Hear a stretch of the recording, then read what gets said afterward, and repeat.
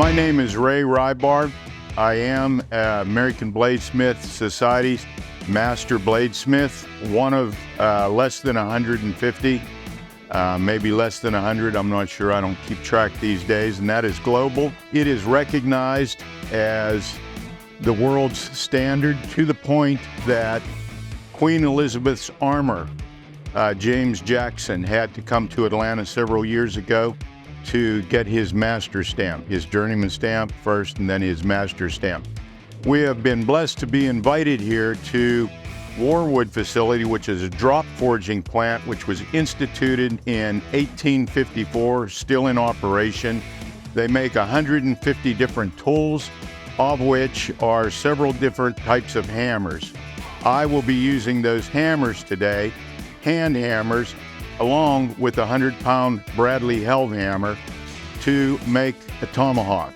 For the last day and a half, we have been making all types of tomahawks from the French and Indian War era, 1754 and on, up to, and to include what I will be doing today, which is thought to be a myth, which is a Vietnam tomahawk. There are so few of them. They are so rare that most people think, it's not real, it's a myth. This one is brand spanking new out of the box. I never used it. I immediately sent it home to my father. This one still has the original OD paint on it. It's getting a little bit old and a little bit cracky. That is still the leather lanyard on it. This is an original Lagana. Point, the NVA had pith helmets. The underside is sharpened, the top side is sharpened, the edge is sharpened. They only had one Achilles heel, and that is that the heads were hammered down onto the top, the same as your average ball peen hammer today is hammered down onto the top. A wedge is put in there. This one is more rare than the other one.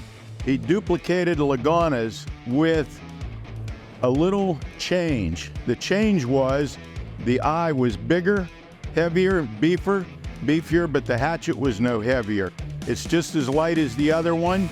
It has the same 3-cut, 1, 2, 3, but the difference is, which is premier, the handle drops down through the top. This is a 1-degree drift. This is a 1-degree drift. The harder and the more you swing it, the tighter it gets. It's never coming off. What we have today is Ranger units. The Rangers, as recent as 1944, that were the ones that were selected during the D-Day invasion to climb up over the cliffs at Point de Hoc. As the soldiers were coming across the beach, as the paratroopers were landing behind the Nazis were shooting over the cliffs with their rifles and machine guns. The Rangers were climbing up the cliffs as their ropes were being cut so that they could get to the artillery units that were firing onto the beach. They were successful. Rangers still have tomahawks today. I make them on a singular basis in my shop. I don't make them for anyone except Rangers. And talk's cheap. You can talk the talk, you can't walk the walk.